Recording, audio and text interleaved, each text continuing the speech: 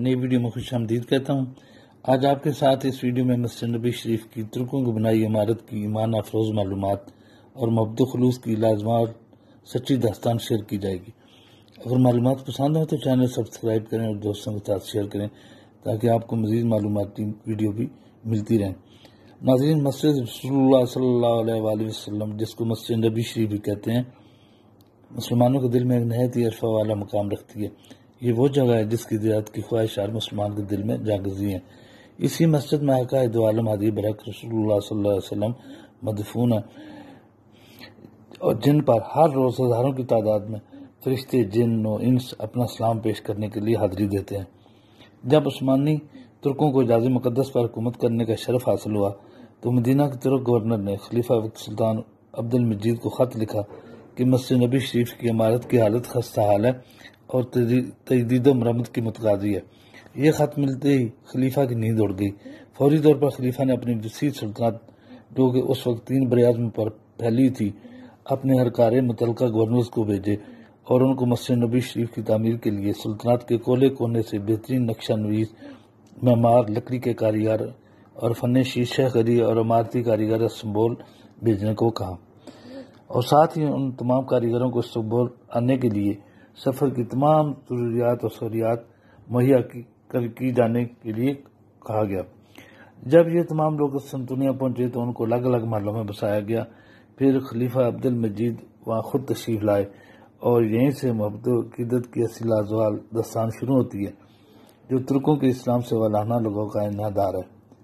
خلیفہ نے ماہرین کو خطاب کر کے نبی صلی اللہ علیہ وسلم اور مدینہ منورہ سے محبت کی تمام حدود کو چھو لیا اور کہا کہ ہر ماہر اپنے ذہین ترین بچے کو اس طرح اپنا فن سکھائے کہ وہ اپنے فن میں یکتا اور بے مثال ہو، اور اس دوران ترک حکومت ان بچوں کو قرآن پاک کی تحفظ اور تمام دینی علوم سکھائے گی اور شاہ سوار بنائے گی۔ دنیا کی تاریخ کا یہ عجیب منصوبہ 25 سال جاری رہا۔ اس کے بعد نوجوانوں کی ایسی جماعت تیار ہوئی جو اپنے فن میں بے مثال، بعمل مسلمان اور صحت و تندرستی کے پیکر تھے۔ ان کی تعداد تقریباً 500 کے قریب تھی۔ اس دوران پتھروں کی نئی کانیں مدینہ منورہ کے ارد گرد دریافت کی گئیں اور عمارت کے لیے بہترین لکڑی جو ہے وہ سلطنت کے کونے کونے سے حاصل کی گئی۔ اس کے تختے تیار کروائے گئے اور شیشہ اور متعلقہ عمارتی سامان مدینہ منورہ نہایت ہی عقیدت و محبت کے ساتھ بھیجا گیا۔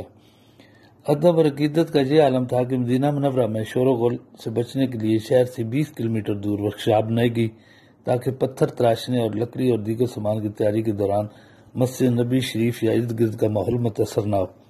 مزید احتیاط اور ادب کا یہ عالم تھا کہ کسی بھی پتھر کو جو اپنے سائز اور حجم میں بڑا یا چھوٹا ہوتا تھا اس کی دوبارہ تراش خراش کے لیے ورکشاپ میں ہی بھیجا جاتا تھا۔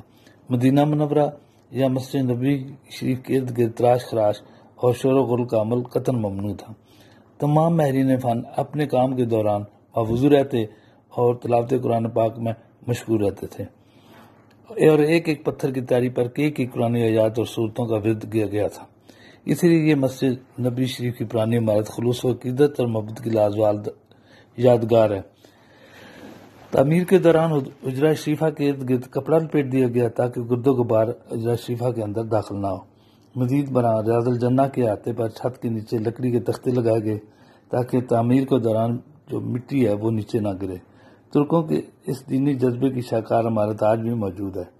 معروف خط نویسوں مسجد نبی کے ستونوں اور گنبدوں کے اندرونی حصوں پر آیات کریمہ تحریر کی گئی اور قبلہ والی دیوار پر سنگ مرمر کا خوبصورت پتھر لگایا گیا۔